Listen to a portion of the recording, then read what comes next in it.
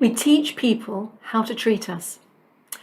Hi, Kim here, chartered psychologist and cognitive behavioural psychotherapist. I'm here to help you with all issues regarding anxiety, assertiveness, and other mental health issues. So that's quite a statement, isn't it? We teach other people how to treat us. And this was a saying I heard, oh gosh, it must have been about 20 years ago at least, on Dr. Phil of all things. And I very rarely used to watch Oprah, but I just happened to have it on this day. I was eating my lunch, sitting at the table, kitchen table, and had the TV on, and Dr. Phil was on, and I don't even remember the context in which he was saying this, but he was obviously speaking to a couple, and he came out with a statement, and I thought, wow, and it really resonated with me, and I sat and I thought about it for quite a long time, and it's something that actually almost changed, I could say almost did change my life, because I realised that when I was being bullied or when people were treating me badly, I had had a part in that. I had shown them how to do that to me because I hadn't stood up for myself. Now, I just will caveat this with saying this is not blaming anyone. And if you find yourself being treated badly by people, that is not your fault. You didn't ask for it. Other people's behaviour are their behaviour, and they are responsible for what they do.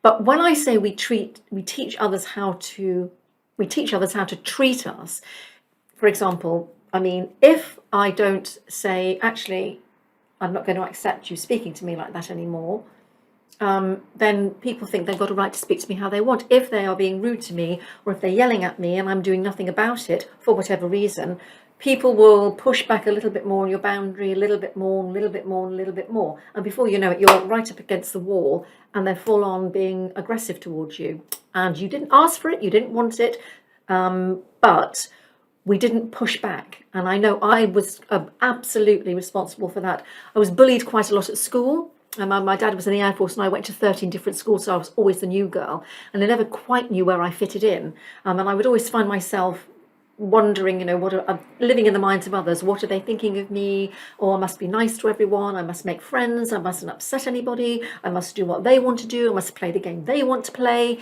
in order for them to like me, because I was always new and wanted to fit in.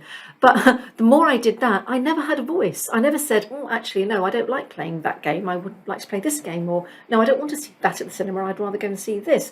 I always just went with the flow. I let other people choose, let other people decide, and I just went with it. And then, of course, they would think of me as somebody that just came along.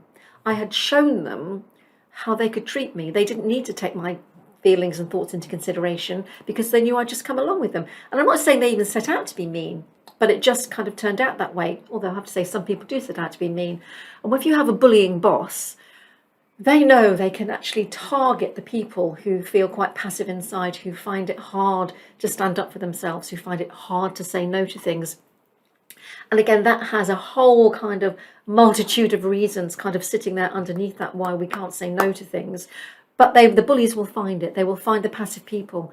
And because you don't stand up for yourself and you don't push back, they carry on treating you like that, and they push a little further, little further, little further, little further. And so that is what I mean by we teach people how to treat us. And when we understand that, we can start to do something about it. Now, sometimes we might need the help of a mental health professional because, as I said, this is very multifaceted and it's very multi-layers. There are many reasons why we can't push back on things, especially in the workplace. And we need to actually uncover those negative beliefs we have and negative thoughts that we're holding on to, which make us people please, which make us not say no to things, which make us take on things that we don't want to do. We're showing other people that they can just dump it on us at the last minute. And quite often this will come in the form of, I suppose, a kind of a manipulation, but they do it in I always call it like a wolf in sheep's clothing. Oh, please help me out. Please help me out. Oh, I know you. You're so good. You're always going to help. Oh, you're so good. You're so helpful. And then you just don't know what to do. You think, oh, okay, I better do it. I just better get on and carry on helping them. But we find ourselves being manipulated because we can't say no. And bullies, people who will do this kind of thing, will notice the kind of people who find this hard, the passive ones amongst us. And I have to say, I used to be included in those myself. But that statement had a profound effect on my life because I thought, no, I'm going to teach people to treat me in a different way. I'm going to stop being a doormat. I'm going to stop just doing what my friends want to do, going everywhere they want to go, and never saying no to anything. And if they were rude or kind of a bit passive aggressive towards me, I wouldn't say anything. I would just let it go, just let it slide. But when I stopped, I have to say they didn't like it. And if you do stop doing this, you will find people won't like it either, because there's a lot of positives for them or for your partner. If you're always the one that's saying, oh yeah, okay, yeah, I'll go there with you. Oh yeah, yeah, I'll go to those pictures. Oh yeah, I'll go to see that film. Oh yeah, I'll go to that kind of restaurant. Oh no, don't worry, I'll be the driver. I'll drive. No, you have a drink. I'll drive. And there's a lot of positives for them if you keep doing that. But when you start pushing back even slightly, people won't like it. And that's where you might need some professional help, either from a coach or a therapist, to actually help you navigate that and to start thinking about how you want to be treated. And sometimes we don't even ever think of that. We haven't even thought about how we want to be treated because we're kind of sitting there living in our own head.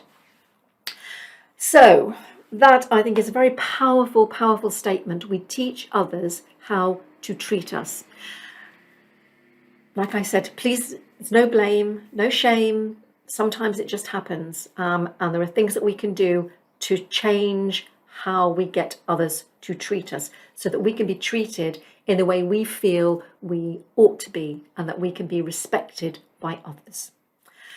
So thank you for listening. And if you enjoyed this video, please ring the bell, subscribe, check out my other videos on my YouTube channel. There's lots of videos about all things about assertiveness and anxiety. Check out my website. The details are linked below. I have a free How to Be More Assertive starter kit, which will help you begin your assertiveness journey. It will show you how to understand what assertiveness is, so that you can start you can start being assertive and stop being passive. You can move from a passive position into a more assertive position, and that will actually get people treating you in a different way, because you won't accept some of the things which you've been accepting up to now. So please, if you have any other questions, pop them in the links below. I will answer your questions. If there's any videos you would like me to make, I'll be happy to do them too. Have a great day and take care of yourselves. Bye for now.